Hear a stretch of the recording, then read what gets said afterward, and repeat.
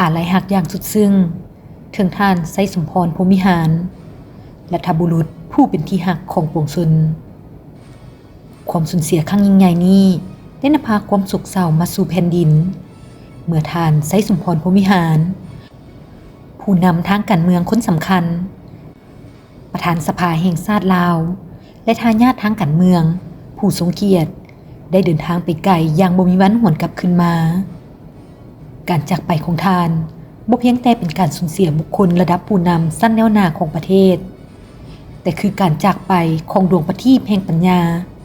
ผู้ซึ่งทุ่มเททั้งชีวิตเพื่อประโยชน์สุขของประชาชนและเสถียรภาพของชาติบ้านเมืองท่านไซสมพรพรหมิหารถือเป็นบุคคลสำคัญทางประวัติศาสตร์การเมืองลาวยุคปัจจุบันท่านบ่เพียงแต่เติบใหญ่มาในฐานะทายาททางการเมืองของท่านไกรสอนพรหมิหารผู้นำปฏิวัติและอดีตประธานประเทศนายกรัฐมนตรีลาวผู้เปรียบเสมือนรัฐบุรุษสูงสุดของชาติแต่ท่านยังสามารถพิสูจน์บทบาทความรู้ความสามารถจนก้าวขึ้นสู่ตำแหน่งทางการเมืองระดับสูงอย่างมั่นคงด้วยตัวท่านเองการเป็นลูกชายของท่านไกรสอนพรหมิหารและท่านนางทองวินพรหมิหารเห็นให้ชีวิตของท่านไซสมพรพรหมิหารผูกพันกับเส้นทางการเมืองของประเทศชาติมาตั้งแต่กำเนิดภาพจำของครอบครัวพรหมิหารคืออุดมการณ์ปฏิวัติความเสียสละและภาระหน้าที่ต่อประเทศชาติการเล่าหลอมตนเองของท่านบ่ได้หยุดอยู่แต่ในเฮือนบ่ได้เป็นเพียงแต่เรื่องเล่าในครอบครัวแต่ท่านได้รับการศึกษาอย่างเปี่ยมคุณภาพในระดับสากลโดยเฉพาะการศึกษาต่อด้านเศรษฐศาสตร์และสังคมศาสตร์ในระดับปริญญาโทและปริญญาเอกที่สหภาพโซเวียตซึ่งเห็นให้ท่านมีความเข้าใจลึกซึ้งทั้งในเชิงอุดมการณ์มาร์กเลนินและกลไกเศรษฐกิจที่เปรียบเสมือนเครื่องมือสำคัญในการพัฒนาประเทศชาติในปัจจุบันท่านไซสมพรพรหมิหารบ่ได้เป็นเพียงเงาของผู้เป็นบิดาที่ยิ่งใหญ่แต่ท่านคือผู้นำที่สามารถสร้างตัวตนทางการเมือง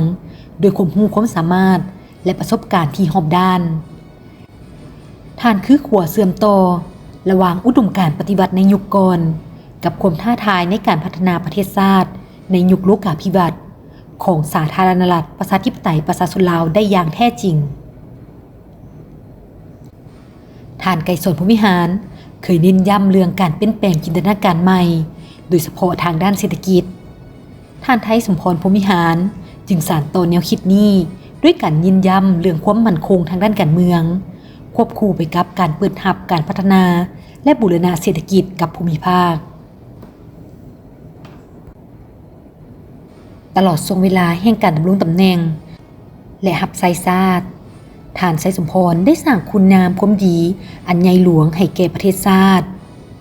เพิ่นคือเสาหลักแห่งฝ่ายนิติบัญญัติ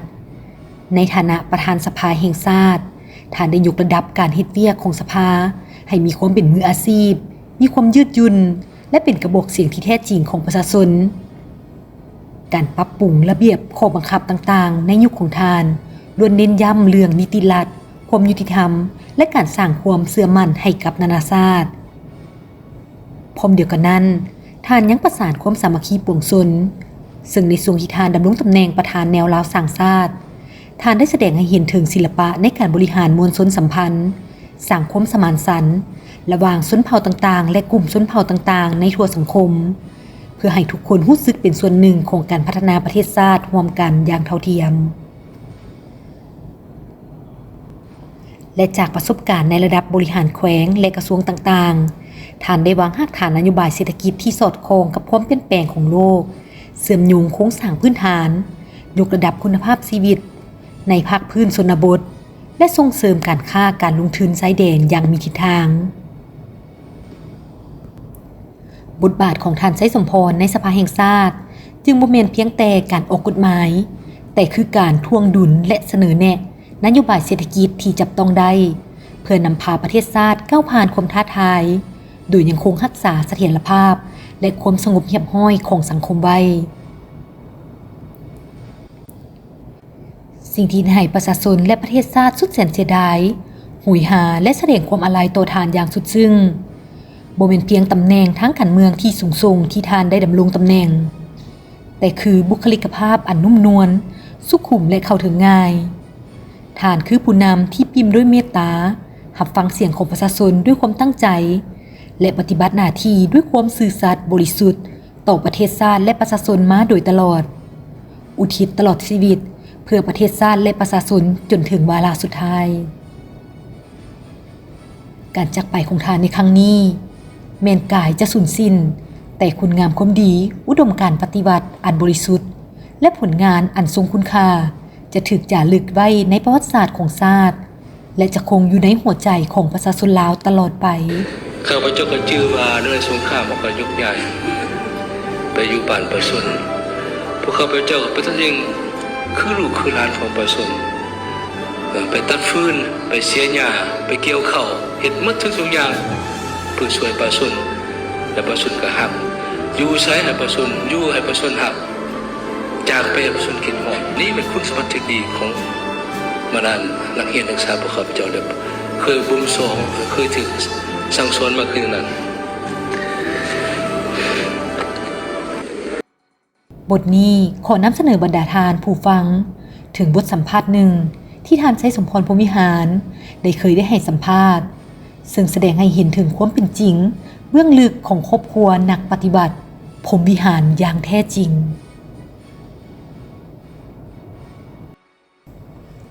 ก่อนอื่นหมดข้าพเจ้าจะเว้าถึงจุดพิเศษของครอบครัวคือดังบรรดาทานบรรดาสหายได้ฮู้แล้วครอบครัวของข้าพเจ้ามีทั้งหมด8คนข้าพเจ้าผู้เป็นลูกมีอ้ายน้องนำกันทั้งหมด6คนผู้หนึ่งชื่อว่าท้าวไสสงครามเสียแล้วในปี 1978ย้อนสุขภาพบ่สบายปานใดเนื่องจากว่าพ่อของพวกข้าพเจ้าเป็นผู้นำสูงสุดของพรรคและรัฐดังนั้นก็มีจุดพิเศษต่างกับครอบครัวอื่นๆจักหน่อยเป็นต้นแม่นความเรียกร้องต้องการทางด้านการศึกษาคือดังอ่าวศรีสนะได้กล่าวว่าบิดาของพวกข้าพเจ้าหันมีเวลาให้กับครอบครัวก็บ่หลายปานใดเวลาส่วนใหญ่เพิ่นอุทิศให้แก่เวียกทางการให้แก่พรรคแก่รัฐบาลให้แก่การต่อสู้เพื่อปลดปล่อยประเทศชาติหลายกว่าสำหรับข้าพเจ้าแล้วแม่ได้ถูกส่งไปเรียนอยู่ที่โรงเรียนบักย่างประเทศเวียดนามตั้งแต่เวลายังน้อยๆคือสิแม่นประมาณ6ปีเพราะว่าหลังจากมาแต่สวรรณเขตแล้วก็แม่นไปกับแม่ไปเรียนอยู่พุ่นเลยอาจเว้าได้ว่าโรงเรียนบักย่างสมัยนั้นเป็นศูนย์กลางสร้างคนลาวก็ว่าได้หลังปี 1964 ข้าพเจ้าก็ยังมาเรียนอยู่บักย่างกับน้องชายไสสงครามผู้เสียหันแต่เวลานั้นแม่เพิ่นผัดย้ายไปอยู่โรงเรียนฮานอยมีทั้งสันติภาพแดมีท้องสวรรค์แดซึ่งเป็นน้องชายของข้าพเจ้าอยู่นำเพิ่นหันจุดพิเศษของครอบครัวของพวกข้าพเจ้าแม่นบ่ได้อยู่ร่วมกันเป็นปกติปานใดในสมัยสงครามส่วนหลายแม่นโดนๆจึงพ้อกันเทื่อนึงระหว่างลูกเต้ากับพ่อแม่ปีหนึ่งหรือว่าครึ่งปี2ปีจึงได้พบพ่อหน้ากันเทื่อนึงแม่นจุดพิเศษอันสำคัญของครอบครัวข้าพเจ้าจุดพิเศษอันหนึ่งแม่นส่วนหลายพอนี้เพิ่นก็ได้ทุ่มเทเหือแหงสติปัญญาให้แก่การงานของประเทศชาติบ้านเมืองเพราะฉะนั้นเมื่อเวลาเพิ่นพบกับพวกข้าพเจ้าที่เป็นลูกเต้าเพิ่นมักจะเข้าปัญหาเลยโดยถามสุขภาพถามถึงการเรียนโลดอันนี้แม่นจุดพิเศษอันหนึ่งของเพิ่นบ่สู่พบพวกข้าพเจ้าหลายนับทางเวลากินข้าวก็ดีเพิ่นให้เวลาหน่อยนึงและถามโลดยามพักแรงพวกข้าพเจ้าเมื่อยามซ้ำเหนือสมัยนั้นรู้สึกว่ามีความใกล้ชิดขึ้นกว่าเก่าแสดงออกอยู่บ่ว่าเมื่อมีเวลาว่างเพิ่นก็ให้พวกข้าพเจ้าเข้าไปพบพอเพิ่นมักตีปิงปองกับเอาสีสนาสีสันเรื่อยๆแต่อันหนึ่งที่เพิ่นก็มักหลายในเวลาว่างนั่นแม่นลิ้นมักเซิกถึงข้าพเจ้าก็เคยมีโอกาสเพิ่นเอิ้นไปลิ้นนำส่วนหลายเพิ่นมักลิ้นมักเซิกกับไอ้น้องตำรวจในเวลาว่างการลิ้นมักเซิกนี้เพิ่นบ่ได้ว่าเอาแพ้เอาชนะดอกมีแต่ว่าลิ้นให้ม่วนเพื่อผ่อนคลายความตึงเครียด อันนี้แม่นเพิ่นใช้เวลาว่างของเพิ่นอันที่สองนี่แม่นการเล่นกีฬาเวลาอยู่เวียงไซเพิ่นมักตีดอกปีไก่ทางอ้ายสุวรรณดีอ้ายสมสวัสดิ์นี่ก็มักซ้อมนำเพิ่นเวลานั้นข้าพเจ้าพักแรงมาตีดอกปีไก่เก่งใดก็ย้อนตีน้ำพอหั่นแหละอาจเว้าได้ว่าตีน้ำกันคู่แรง4:30 น 5 โมงแม่นตีดอกปีไก่มื้อใดเพิ่นวางเวียกเพิ่นก็ตีตะเวนมื้อใดมีเวียกหลายก็บ่ได้ตี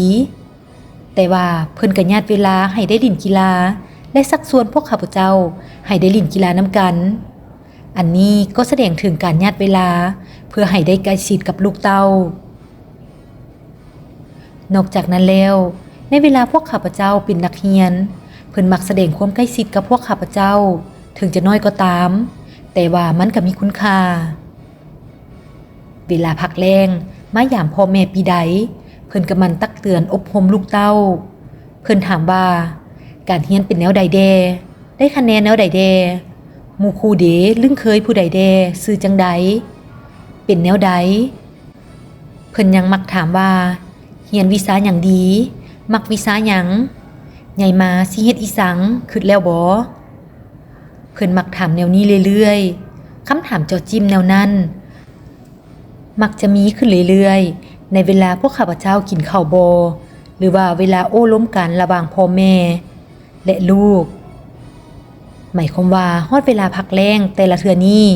เพิ่นต้องโอ้ล้มพวกลูกแต่ละคนล้มหมดทุกอันล้มทั้งเรื่องส่วนตัวก็มีล้มแล้วเพิ่นมักตักเตือนเรื่อยๆว่าอันที่หนึ่งแม่นต้องเรียนให้เก่งเพิ่นเว้าเรื่อยๆตัวนี้เพิ่นเว้าว่าคนเฮานี่บ่ควรคิดว่าเป็นลูกผู้ใหญ่แล้วสิให้นโยบายบ่หรือว่าสิให้ผู้นั้นอุ้มสู้นโยบายเรื่อยๆแม่นบ่ได้เพิ่นยังว่าเป็นลูกผู้ใหญ่ต้องเรียนให้เก่งอันนี้ต้องจื้อไว้อันที่สองเพิ่นมักเตือนเรื่อยๆว่าต้องสามัคคีหมู่คู่นักเรียนให้ดีสร้างความหักความแพงกับหมู่เพื่อนให้ดีอันที่สามแม่นต้องแสดงความนับถือครูอาจารย์มีหยังต้องถามครูหั่นไปหาเพิ่นโลดต้องกล้าหาญถามอันที่สี่เพิ่นว่าต้องมีระเบียบวินัยในตัวเองเพิ่นเตือนเรื่อยๆบอกพวกข้าพเจ้าว่าลูกตนเศร้ามาสิเฮ็ดอีสังแดต้องคิดไล่พอเพิ่นลุกแต่ 4 โมงเช้าอ่านปื้มหัดกายอาบน้ำเพื่อให้แข็งแรงขึ้นและสืบโตเฮ็ดเวียกเพราะว่าตอนเช้านี้สมองปลอดโปร่งดีเพิ่นก็บอกแนะนำรายละเอียดที่สุดและเพิ่นก็เว้าประสบการณ์ของเพิ่นสู่ฟังเช่นว่าเป็นหยังจึงเรียนเก่งเพิ่นว่าอันทับอิฐต้องดุก่อนขยันก่อนจากนั้นก็ต้องมักอ่านมักซอกฮู้และมักถามอันนี้แม่นปัญหาสำคัญแท้ๆและเพิ่นก็เคยเว้าให้ฟังเวลาอยู่สวรรณเขตในสมัยแต่เพิ่นยังน้อยและเวลาญาพันยังมีชีวิตอยู่เพิ่นก็เว้าสู่ฟังว่าปู่ล้วนนี้เป็นคนที่เข่งขัดที่สุดและพิถีพิถันในระเบียบวินัยการศึกษาอบรมเพิ่นนี่บังคับลูกและคุมลูกเรียนหนังสือแท้ๆยามเรียนนี้แม่นให้เรียนอีหลียามเรียนแม่นไปลิ้นบ่ได้อันนี้แสดงให้เห็นว่าพิถีพิถันแท้ๆเรียนเลขแล้วต้องเรียนภาษาต่างประเทศนำบางเทื่อเพิ่นถือไม่แซ่บังคับเรียนคันบ่เรียนเพิ่นทั้งให้ทั้งตีแท้ๆเพิ่นสอนลูกแต่น้อยแอบลูกแต่น้อยๆให้มีนิสัยใจคอและการประพฤติต้องเป็นคนเข่งขัดมีระเบียบวินัยอีหลีปรากฏว่าพ่อปู่เพิ่นก็ฮักพ่อนี่เป็นพิเศษเพราะว่าเป็นลูกชายเดียวลูกสาวเพิ่นก็ฮักคือกันแต่ว่าฮักลูกชายเป็นพิเศษฉะนั้นทางด้านพลานามัยเอิ้นว่าสุขภาพแม่เพิ่นเป็นห่วงทุกเวลาตัวอย่างเวลาก่อนสิกินข้าวเพิ่นว่าโลดเอาล้างมือละบ่ทุกคนต้องได้ล้างมือทั้งหมด3อ้ายน้องเพิ่นกวดเบิ่งหมดก่อนว่าล้างมือสะอาดคักแล้วบ่จึงอนุญาตให้กินข้าวส่วนยาพันธุ์บางเทื่อเพิ่นก็บ่ได้พิถีพิถันคือพ่อปู่หั่นบางเทื่อถ้วยเพิ่นก็บ่ได้ล้างสะอาดบ่ได้พัดสะอาดบัดนี้ปู่เพิ่นมาดมเบิ่งได้ พอปู่คันว่ายังมีกินอยู่แม่นเพิ่นบอกให้ไปล้างใหม่บ่มีสบู่ก็ให้เอาขี้เถ้าหั่นมาหุกให้มันจนเหลื่อมจังเอามาใส่ผ้าขาวได้จังว่าพอปู่นี่เพิ่นพิถีพิถันขนาดก็เป็นอันหนึ่งที่สร้างให้พ่อนี่มีอุปนิสัยอันดีและอันนี้เกิดขึ้นด้วยการศึกษาอบรมของพ่อปู่นั่นหลายที่สุดปรากฏว่าพ่อปู่นี่ให้การศึกษาแก่ลูกหลายและหอบด้านทั้งแนะนำลูกให้มีคุณสมบัติท่าทีอันดีทั้งสั่งให้มีการประพฤติปฏิบัติที่เข้มแข็งและเคร่งครัดจากปัญหาดังกล่าวนี้จึงเห็นว่าพ่อปู่ได้สร้างอุปนิสัยให้พ่อนี่เป็นคนที่มีสติจัดตั้งในตัวสูงมีระเบียบวินัยเข้มงวดและมีความขยันดุมันตัวนี้สำคัญแท้ๆจากคุณสมบัติของเพิ่นดังกล่าวนั้นมันก็เฮ็ดให้พวกข้าพเจ้าที่เป็นลูกเต้าหันถูกกระทบคือกันนอกจากเป็นห่วงนำลูกโตการทำเฮียนโตคุณสมบัติแล้วความใกล้ชิดของเพิ่นโตโคกข้าพเจ้านี้แม่นผ่านหลายรูปการซึ่งส่วนหลายมักจะผ่านรูปการเป็นจดหมายหลายฉบับเพราะว่าบ่มีโอกาสได้พบกันเด้จดหมายแต่ละเทื่อที่เขียนหาพวกข้าพเจ้านี้มี3อันเพิ่นเน้นแท้ๆอันหนึ่งแม่นสุขภาพอันที่2แม่นการทำเฮียนอันที่3นี่แม่นการพัวพันกับหมู่คู่เพิ่นเว้าหลายแท้ๆ3อันนี้สำหรับสุขภาพนี้เพิ่นมักเว้ากับข้าพเจ้าว่าคนเฮานี้มีสุขภาพแข็งแรงจึงมีสติปัญญาแหลมคมได้จึงสามารถเฮ็ดเวียกน้อยก็คือเวียกใหญ่สำเร็จเพิ่นเว้าเรื่อยๆปัญหานี้สิเฮ็ดหยังก็ต้องมีสุขภาพแข็งแรงก่อนอันนี้เพิ่นเว้าหลายแท้อยู่ในจดหมายที่เพิ่นเขียนอันที่2แม่นปัญหาเรื่องหมู่เพื่อนเพิ่นว่าตกหมู่แห้งเป็นแห้งตกหมู่กาเป็นกาเพิ่นเตือนเรื่อยๆเรื่องสุภาษิตคำนี้เพิ่นเว้าเรื่อยๆนำพวกข้าพเจ้าเพิ่นว่าอยู่ไสก็ตามจะเฮ็ดหมู่กับผู้ใดต้องเบิ่งผู้นั้นเป็นคนแนวใดเป็นคนดีหรือบ่ดีเป็นคนเกเรหรือบ่อันนี้เพิ่นเตือนเรื่อยๆอันนี้เป็นกติให้พวกข้าพเจ้าอยู่เสมออันนี้เพิ่นมักเตือนเรื่อยๆอันที่3ต้องมันทำเฮียนมันอ่านมันเขียนอันนี้ว่าอยากเว้าสู่ฟังเกี่ยวกับปัญหาที่เพิ่นได้ศึกษาอบรมพวกข้าพเจ้าในฐานะพ่อลูกในขณะที่เพิ่นมีเวียกลวงหลายแต่เพิ่นก็เป็นห่วงที่สุดจนถามกับแพทย์กับหมอว่าสิป่วยแนวใดดีเฮ็ดแนวใดจังสิดีสิควรกินนั่นสิควรกินนี่บ่เพิ่นถามหมดเวลาแม่ย่าดกเพิ่นเจ็บหรือว่ามีผู้อื่นเจ็บเพิ่นก็สืบถามหาเพิ่นก็เป็นห่วงเป็นใยอันนี้แสดงถึงเพิ่นเป็นห่วงเป็นใยที่สุดต่อครอบครัวยามเจ็บยามเป็นและได้เอาใจใส่ใกล้ชิดด้วยการไปยื้อยามถามข่าวหรือว่าให้ความอบอุ่นคำแนะนำที่ดีอันนี้มันก็ส่องแสงถึงความใกล้ชิดของเพิ่นต่อครอบครัวในระยะที่ข้าพเจ้าเจ็บกระเพาะอาหารเพิ่นว่ากระเพาะอาหารนี้ตามได้ถามหลายคนเพิ่นว่าแม่ของข้าพเจ้าก็เอาขี้มินขึ้นตามคักๆและเอาน้ำหัวเพิ่งใส่กินแต่ละเช้าหั่นแหละเพิ่นว่าหลายคนกินก็ดีควรกินเบิ่งดูก็มาเฮ็ดทดลองข้าพเจ้ากินใส่ก็ดีแท้อันนี้แสดงว่าเพิ่นเคยสิติดแทศกับลูกเต้าในยามเจ็บเป็นได้ดีนอกจากเพิ่นเขียนจดหมายไปหาแล้วเวลาเพิ่นไปเฮ็ดเวียกเพิ่นก็เอิ้นข้าพเจ้าไปโอ้ลมเฮ็ดให้ข้าพเจ้ามีกำลังใจขึ้นและตั้งใจบุกบืนเข้าใส่การเรียนบ่ถอยเวลานั้นเพิ่นก็แนะนำเพิ่นก็พบกับอาจารย์โซเวียตหลายคนเพิ่นก็ถามว่าเรียนวิธีใดสิดีภาษารัสเซียนี่น่ะเพิ่นถามแนวนั้นซอกหุ้นอาจารย์นี่ซอกหุ้นอาจารย์นั้นมันจังสิได้เพิ่นว่ามีแต่ปากกล้าหาญปากแม่นได้เพิ่นก็มาเตือนข้าพเจ้าว่าต้องให้ปากให้หลายอย่าไปอายเพิ่นเว้าโลดผิดก็บ่เป็นหยังผิดแล้วเปลี่ยนคนเฮาบ่มีหยังจะฮู้เว้าได้ปึบแล้วสิถึกหมดดอกเว้าบ่ถึกบ่กล้าเว้าเรื่อยหั่นแหละเพิ่นก็เตือนแนวนั้นอันนี้ถือว่าเพิ่นเป็นห่วงเป็นใยต่อลูกต่อเต้าหรือว่าต่อพวกน้องของพวกข้าพเจ้าก็คือกัน เวลาเฮียนยุงเฮียนต่างๆเพิ่นก็เตือนเรื่อยๆถามเรื่อยๆเพิ่นเตือนข้าพเจ้าให้เบิ่งปัญหานี้ลึกๆต้องเน้นและเอาใจใส่ปัญหานี้เพราะว่าประเทศเฮาต้องการเด้เพิ่นว่าแนวนั้นเพิ่นก็แนะนำเลยหมายความว่าเพิ่นเตือนโดยโกงให้ข้าพเจ้าเห็นได้ความสำคัญของวิชาเรียนต้องเอาใจใส่ค้นคว้าให้มันลึกซึ้งข้าพเจ้าเองต้องผ่านการฟังอาจารย์โซเวียตเว้าเดเฮียนยุงเฮียนเดก็ได้เข้าใจปัญหาทฤษฎีมาร์กเลนินหลายขึ้นกว่าเก่าโดยเฉพาะแม่นเศรษฐศาสตร์การเมืองมาร์กเลนินอันนี้ส่วนหนึ่งก็แม่นได้ย้อนเวลาพักแรงได้ฟังอาจารย์เพิ่นเว้านำพอเดบำรุงตื่มและปรากฏว่าพอนี้เพิ่นสนใจหลายเพิ่นถามทุกปัญหาเพิ่นสนใจจนอาจารย์โซเวียตเว้านำข้าพเจ้าว่าบางเทื่อก็จนคาคำถามเพิ่นเพราะเป็นคนถามที่ละเอียดและเป็นปัญหาที่ตอบยากตัวอย่างเพิ่นสนใจปัญหาคุ้มครองพนักงานวิทยาในการบริหารคนแม่นเพิ่นสนใจหลายโดยเฉพาะแม่นเวียกงานสร้างพรรคมาสมัยนี้เพิ่นสงสัยปัญหากาปิตาน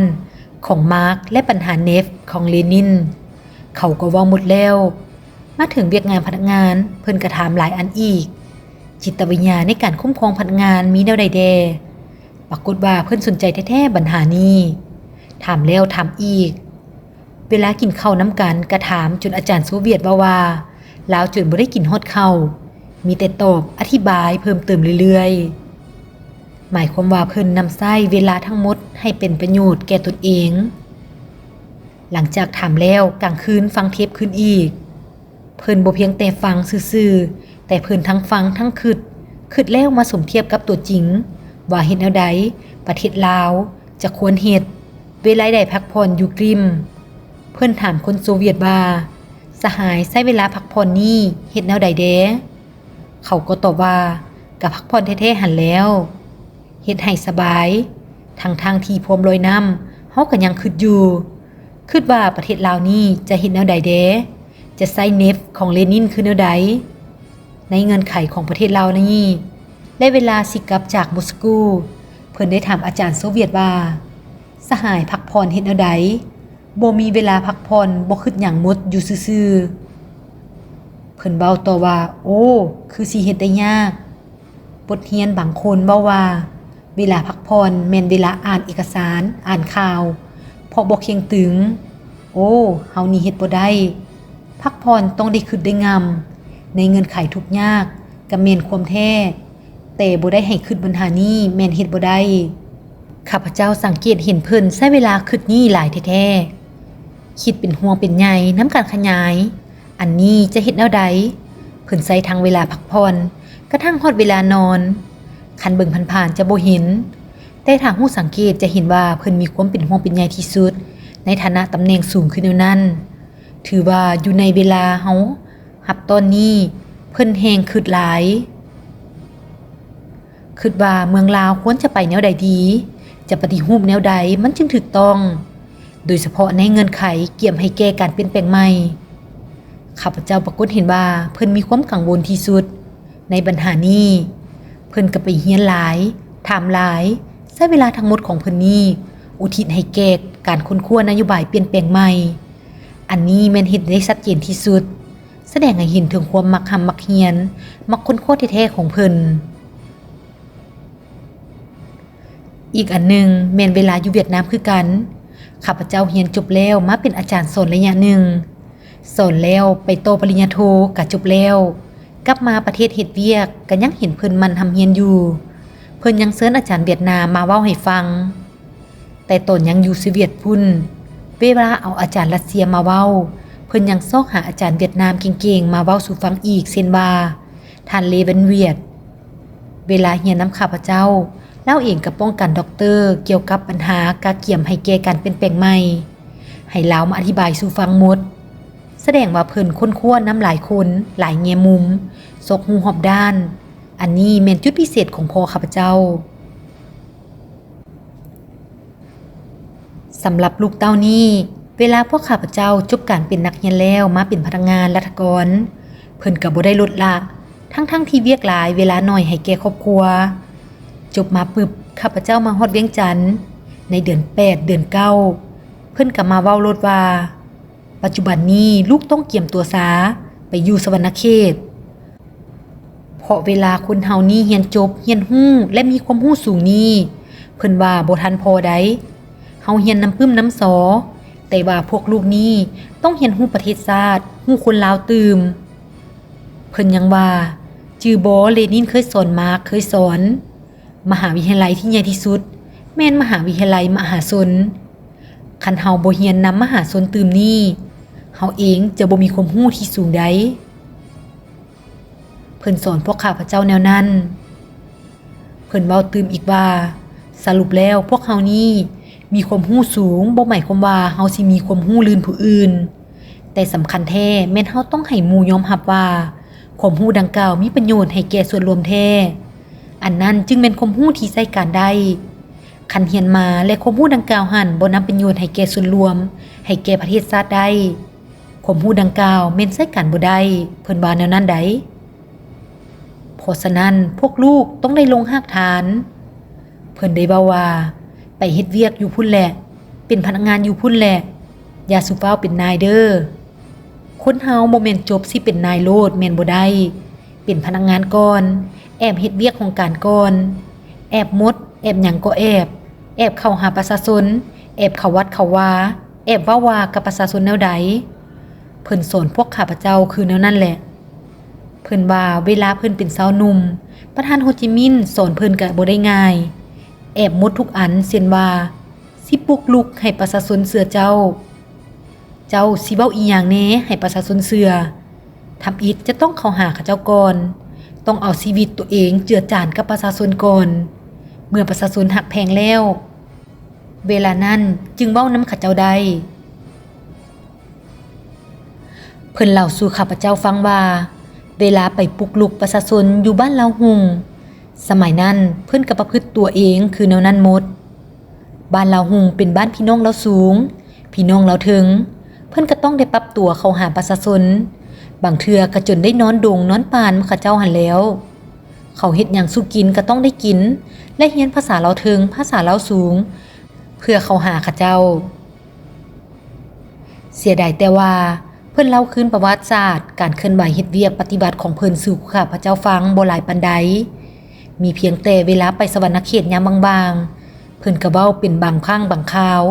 หรือว่าเวลาเต้าห่มลูกเต้าเพิ่นก็เว้าสู่ฟังเล็กน้อยรวมยอดเขาแล้วเพิ่นอยากสอนว่าคนเฮานี้จะเป็นผู้มีความรู้เก่งปานใดสิเป็นปัญญาชนฉลาดปานใดก็ตามคันถ้าหากบ่มีทัศนะมหาชนนี้แล้วบุคคลดังกล่าวนั้นถือเป็นแต่คนที่มีความรู้แต่ใส่บ่ได้อันนี้เพิ่นสอนพวกข้าพเจ้าเรื่อย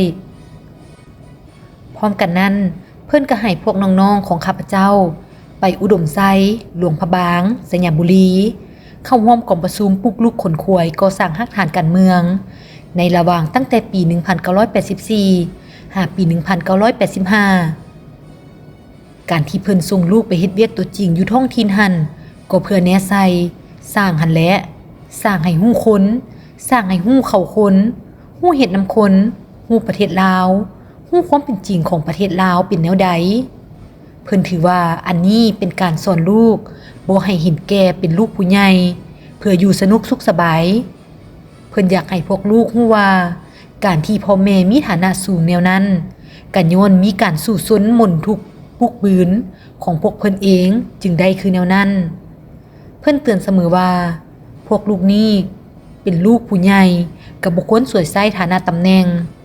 เวลาเป็นพนักงานเพิ่นก็เตือนคือกันต้องสร้างความหักแพงประชาชนต้องฝึกอบรมตนเองให้เป็นที่หักแพงของหมู่คู่เพิ่นยังว่าหลายคนก็เป็นลูกผู้ใหญ่แต่ว่าบางเทื่อบ่รักษาบทบาทของพ่อแม่เฮ็ดให้พ่อแม่เสื่อมเสียเพิ่นมักเอาหลายเรื่องมาเป็นสมมุติฐานอันนี้ข้าพเจ้าคิดว่าคำสอนดังกล่าวนี้เป็นคำสอนที่มีคุณค่าสูงทำอิฐข้าพเจ้าเองก็บ่อยากลงไปอยู่สวรรคเขตเพราะมีแต่เฮือนเดแม่ยาดกหากก็เสียพี่น้องก็เว้าซื่อๆแหละก็แม่นพี่น้องแท้แต่บ่ได้ใกล้ชิดปานใดข้าพเจ้าส่วนหลายไปอยู่นำแม่อยู่เวียดนามเดอยู่เวียงไซเด ก็คิดงงเงียงบ่อยากลงแต่ว่าไปตัวจริงแล้วอำนาจการปกครองคณะพรรคเขตนั้นเพิ่นก็เอาใจใส่เบิ่งแยงสร้างและข้าพเจ้าเองก็บุกบืนเห็นว่าทั้งหมดนั้นแม่นเป็นการตามที่คำเพิ่นสอนคำว่าคำตักเตือนแนะนำของพ่อแม่นมีคุณค่าที่สุดสำหรับพวกข้าพเจ้าที่เป็นลูกเต้าผ่านการไปเฮ็ดเวียกอยู่สวรรณเขต8 ปีข้าพเจ้าก็เห็นได้บทเรียนอันล้ำค่าของชีวิตตัวจริงเห็นได้คำสอนของเพิ่นนี่แม่นถูกต้องที่สุดอันนี้แม่นเป็นคำสอนที่มีคุณค่าที่สุดเพิ่นว่าคือเพิ่นเว้าหั่นแหละเพิ่นว่าพอนี้บ่มีหยังให้พวกลูกบ่มีหยังหมดมุนมังมรดกก็ไปเบิ่งโลดและอยู่สวรรค์ก็มีเท่านั้นแหละดินเท่านั้นแหละเฮือนหลังนั้นพ่อบ่แม่นเศรษฐีบ่มีเงินบ่มีคำมีแต่พวกลูกสร้างเอาคุณงานความดีสร้างเอาความรู้สร้างเอาเพิ่นมีแต่เว้าเท่านั้นพ่อบ่มีหยังให้มีแต่ให้ความรู้ที่เป็นประโยชน์เท่านั้นเพราะฉะนั้นข้าพเจ้าจึงเห็นว่าการตักเตือนของเพิ่นนี้เป็นอันที่มีประโยชน์ที่สุดและเป็นตัวอย่างเรื่องส่วนตัวเพิ่นนี้พวกข้าพเจ้าก็เห็นด้วยตัวเองชีวิตการเป็นอยู่ของเพิ่นกระทัดรัดเรียบง่ายเอื้อเฟื้อเผื่อแผ่และเพิ่นเองบ่แม่นคนฟุ่มเฟือยเช่นว่าการกินของเพิ่นนี้คันแต่งหลายเพิ่นหายซ้ำเพิ่นว่าสั่งมาแต่งหลายแท้สิกินอันใดกินแต่อันนั้นให้หมดบางเทื่อก็แต่งหลายแดอยากให้เพิ่นกินอันนี้แดอันนั้นแดเพิ่นฮอดบ่กินซ้ำเพิ่นกินอันใดอันหนึ่งแล้วก็แล้วนิสัยของเพิ่นบ่แม่นคนฟุ่มเฟือยจักดีของกินของเพิ่นก็บ่หลายเยืองบ่พอเท่าใดโดยทั่วไปแล้วมักจะมีประมาณ2เยืองแกงป่าบอหรือของกินเพื่อนเมืองลาวนี่แหละแกงขี้เหล็กนี่เพิ่นมักที่สุดลวกผักบงบอตำบักฮุงบอปิ้งไก่บอจังซี่แหละโอเพิ่นฮู้ได้ส่วนประกอบของกินลาวเฮานี่ข้าพเจ้าก็ยอมตัวนี้เพิ่นว่าต้องใส่อันนี้ใส่อันนั้นเพิ่นเว้าได้หมดคันว่าตัวนี้ปรุงมันบ่ถูกเด้อยังขาดปลาแดกเพิ่นก็ว่ายังขาดปลาแดกแกงหน่อไม้ก็แม่นอาหารที่เพิ่นมักแต่ว่าเฮ็ดมาหลายเพิ่นก็ว่ามันหลายโพดฟุ่มเฟือยกินบ่ได้กินน้อยเดียวก็พอแล้วอันนั้นก็แสดงให้เห็นถึงความประหยัดมัธยัสถ์ของเพิ่นอีกอันหนึ่งแม่นพ่อเพิ่นมักวรรณคดีหลายข้าพเจ้าเห็นเพิ่นไปสวรรณเขตยามใดก็แม่นมักฟังลำค้นสวรรค์บ่ลำผู้ไทยบ่ลำตังหวายบ่อันนี้ไปเทื่อใดก็ต้องได้ฟังหั่นแหละลำนี่ในเวลาฟังลำบ่แม่นเพิ่นฟังซื่อๆใดเพิ่นยังเอิ้นหมอลำมาเว้าเจ้าเว้าแนวนี้มันบ่ถูกก่อนลำมันบ่สอดคล้องเจ้าต้องเว้าแนวนั้นบัดนั้นจึงแปลงเฉพาะหมอลำอยู่สวรรณเขตคันสิมาลำให้เพิ่นฟังต้องเกี่ยมไว้ดีที่สุดคันเกี่ยมบ่ดีลำบ่ถูกเพิ่นทวงโลดเพิ่นว่าลำคนสวรรค์ต้องช้ากว่านี้อันนี้ไวโพดบ่ได้ลำใหม่หรือเพิ่นว่าลำเบิ่งดูกาลเกตสินไซเป็นแนวใดเพิ่นยังจื้อได้เพิ่นยังว่าบ่ถูกตัวนี้ว่ากาลเกตตอนนี้บ่แม่นมันต้องแม่นตัวนี้ถือว่าวรรณคดีพื้นเมืองนี้เพิ่นจื้อจำดีและกำปัญหาได้ลึกซึ้งข้าพเจ้าเห็นว่าเพิ่นเป็นคนมักวรรณคดีหลายฟ้อนลำวงก็งามมีจุดพิเศษอันหนึ่งแม่นพ่อเพิ่นสวนเสือคนเก่ง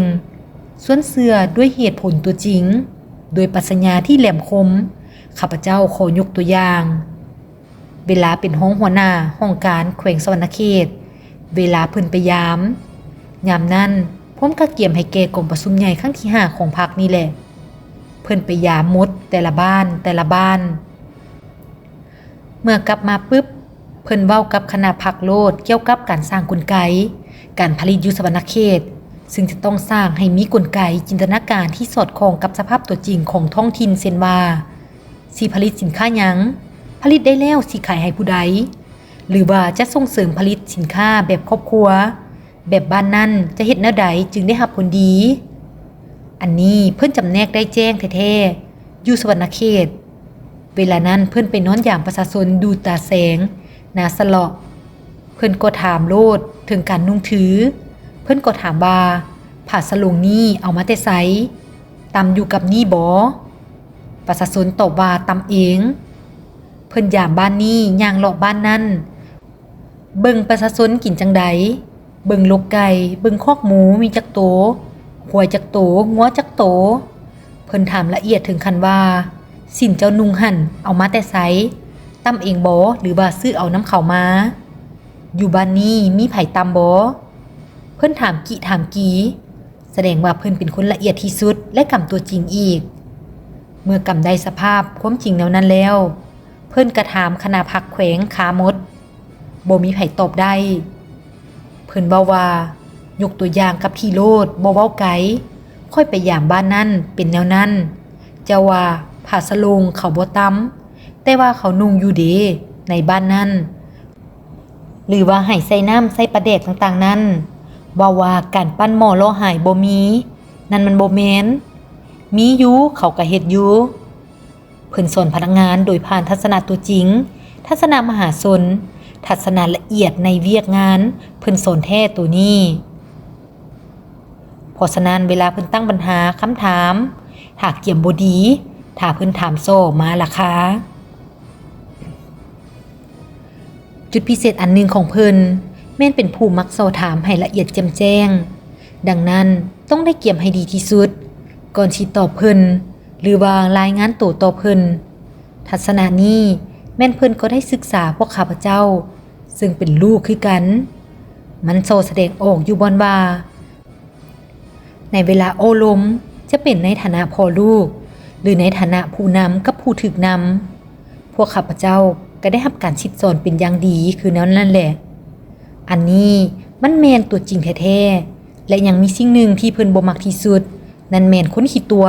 เว้าแถลงแปลงความเว้าโยกรายงานดอกไม้เหล่านี้แม่นเพิ่นบ่มักแท้ๆเห็นแจ้งที่สุดแม่นเวลาข้าพเจ้ายังน้อยไปติดสูบยานำหมู่ยุงเฮียนบักย่างหั่นบัดนี้เมื่อยามพออยู่ฮานอยเพิ่นพัดมียารับแขกบักดีๆก็เลยลักสูบบาดเพิ่นฮู้เพิ่นให้ใส่ว่าบักไซมานี่ได้สูบยาบ่ข้าพเจ้าตัวว่าบ่ได้สูบเพิ่นว่าอ้าปากเบิ่งดูเมื่ออ้าปากออกก็มีกินยาออกมาเพิ่นว่าเจ้าตัวค่อยแล้วขังข้าพเจ้าไว้ห้องน้ำบ่ให้กินข้าวคับหนึ่งขังแล้วก็เอาออกมาแนะนำตักเตือนอีกว่าบัดนั้นข้าพเจ้าจึงรู้สึกตัวว่าโอ้ตัวเองตัวเพิ่นแล้วสิบ่ได้เพิ่นบ่มักคนขี้ตัวอันนี้แสดงให้เห็นว่าเพิ่นมักสัจจะวาจาเพิ่นมักเว้าอันใดก็ต้องเป็นอันนั้นอันนี้แม่นอุปนิสัยและคุณสมบัติประจำตัวของเพิ่นจากนั้นมันก็กระทบใส่พวกข้าพเจ้าให้พวกลูกต้องได้เรียนเป็นคนซื่อสัตย์กงไปกงมามีเหตุมีผลปัญหานี้แม่นเพิ่นสอนเรื่อยๆเพราะฉะนั้นข้าพเจ้าจึงสรุปว่าประธานไกรสอนพรหมวิหารนี่เป็นทั้งผู้นำที่เส้นหักของพรรคของรัฐและของประชาชนลาวบรรดาเผ่าทั้งเป็นพ่อทั้งเป็นบิดาที่ประเสริฐและเคารพบูชาสำหรับพวกข้าพเจ้าซึ่งเป็นลูกเต้าของเพิ่นพวกข้าพเจ้าก็รู้สึกเป็นเกียรติและมีความกระตือรือร้นที่สุดที่ได้เกิดเป็นลูกของเพิ่นและได้รับการอบรมบ่มเพาะเป็นอย่างดีจากผู้เป็นพ่อแม่คุณงามความดีคุณสมบัติการศึกษาอบรมตักเตือนสั่งสอนของเพิ่นต่อพวกข้าพเจ้าล้วนแต่เป็นสิ่งประเสริฐเลิศล้ำที่หาได้ยากพร้อมกันนั้นก็สรุปได้ว่าถึงเพิ่นจะมีเวลาน้อยให้แก่ครอบครัวก็ตามแต่เพิ่นก็แสดงความใกล้ชิดความเป็นห่วงเป็นใยและประพฤติตัวเป็นพ่อที่ดีในแบบแผนการดำรงชีวิต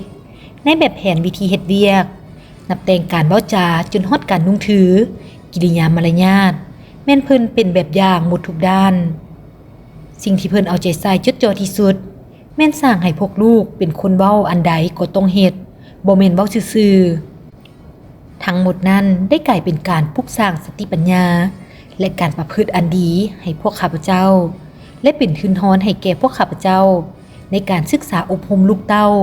ก็คือศึกษาอบรมคนรุ่นใหม่ต่อไปซึ่งเป็นปัญหาสำคัญฮิบด่วนในเงื่อนไขกลไกเศรษฐกิจตลาดนี้เพราะว่าส่วนหลายพ่อแม่มักจะหักลูกในทางที่เอาใจลูก ต่อปัญหานี้เพิ่นเคยเตือนพวกข้าพเจ้าเรื่อยๆเกี่ยวกับสุภาษิตลาวที่ว่าหักงัวให้ผูกหักลูกให้ตีเพิ่นว่าชาวนานี่หักควายต้องได้ผูกได้ลามไว้เฮาหักลูกก็ต้องเคียงขัดต้องตักเตือนเขาเจ้าเพื่อให้เขาเจ้าเป็นคนดีแท้ของพ่อแม่ก็คือเป็นคนที่มีประโยชน์ต่อชาติต่อประชาชนอย่างแท้จริงเพียบพร้อมไปด้วยสติปัญญาอันแหลมคมมีคุณสมบัติศีลธรรมปฏิบัติที่หนักแน่นเพื่อมีความสามารถเพียงพอในการพัฒนาชาติและประชาชนให้หลุดพ้นออกจากความล่าหลังเฮ็ดทานอาหารขายเครื่องขายของไปเล่นเป็นนั่นน่ะคุดคนแหกอนุมัติได้โทตัวว่าหลายคนยังเฮ็ดอยู่เป็นนั่นน่ะธรรมดาต้องมืออาชีพที่บ่แค่นี้นะฉันควรคุณขัวมือพอดำพอดีกระจงแฮวนี่ให้ลูกให้หลานเฮาได้ใช้แหน่ตัวไปแหน่เฮาสิเอาเบิดบัดเดียวก็ยากเด้เด้อทานวันละทรายเฮาสิพึ่งพาแต่ต่างประเทศหมด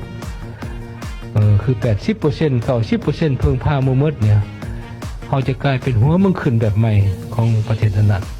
อันนี้ข้าพเจ้าจะให้เสื่อสู้จิตใจเอกราชการพึ่งตนเองกุ้มตนเองขึ้นตื่มนั้นข้าพเจ้าก็ชื่อว่าเรื่องสงครามออกยุคใหญ่ไปอยู่บ้านประชาชนพวกข้าพเจ้าก็เป็นทั้งยิ่งคือลูกคือหลานของประชาชนไปตัดฟืนไปเสียหญ้าไปเกี่ยวข้าวเฮ็ดหมดทุกอย่างเพื่อช่วยประชาชนและประชาชนก็ฮักอยู่ใช้ให้ประชาชนอยู่ให้ประชาชนหักจากไปให้ประชาชนคิดหอดอันนี้คำขวัญที่พระข้าพเจ้าจะเป็นคติซึ่งบรรดาอาจารย์เวียดนามก็ได้สอนว่าอยู่ให้ประชาชนหักจากไปให้ประชาชนคิดหอดคิดถึงจมหาอันนี้เป็นคุณสมบัติที่ดีของบรรดานักเรียนนักศึกษาพระข้าพเจ้าเลยเคยบ่มสอนเคยถึงสั่งสอนมาคือนั้น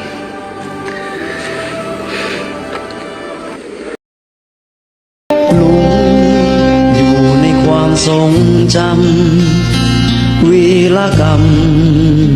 ยังฝังใจ ถึงวันเดือนปีผ่านพ้นไป ลุงยังบ่ตายจากใจเฮา